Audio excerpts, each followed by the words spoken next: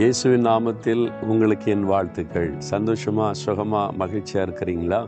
இயேசுவோட நடந்தாலே சந்தோஷம்தான். தினந்தோறும் அவரோட நடப்பது.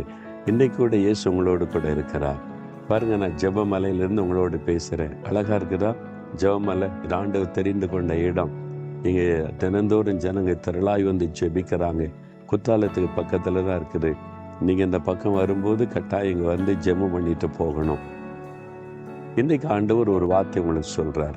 எபேசியர் 5:14 தூங்குகிற நீ விழித்து மரித்தோரை விட்டு எழுந்திரு, அப்பொழுது கிறிஸ்து உன்னை பிரகாசிப்பிப்பார் என்று சொல்லி இருக்கிறார்.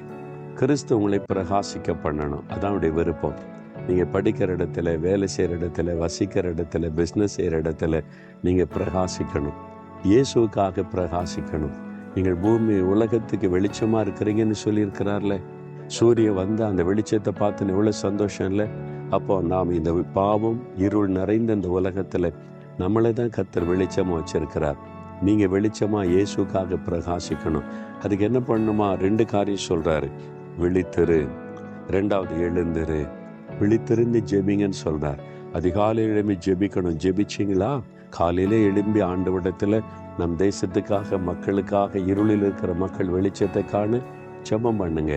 விழித்திருக்கணும், விழிப்பா இருந்து ஜெபிக்கணும், எழுந்திருக்கணும்.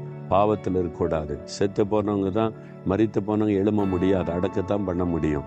மரித்தோரை விட்டு எழுந்திரு. மரணத்துக்கு ஏதுவான கிரியைகள், பாவங்கள் நமக்குள்ள இருக்கக்கூடாது.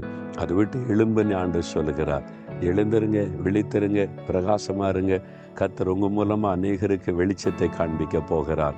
தகப்பனே, எங்களை வெளிச்சமாய் வைத்திருக்கிற அன்பிற்காக ஸ்தோத்திரம் அப்பா.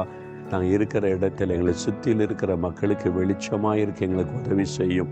விழித்திருந்து ஜெபிக்க கிருபை தாரும். பாவத்தை விட்டு எழுந்து பரிசுத்தமாய் வாழ்ந்து உம்முடைய வெளிச்சத்தை மற்றவங்களுக்கு காண்பிக்க கிருபை தாரும்.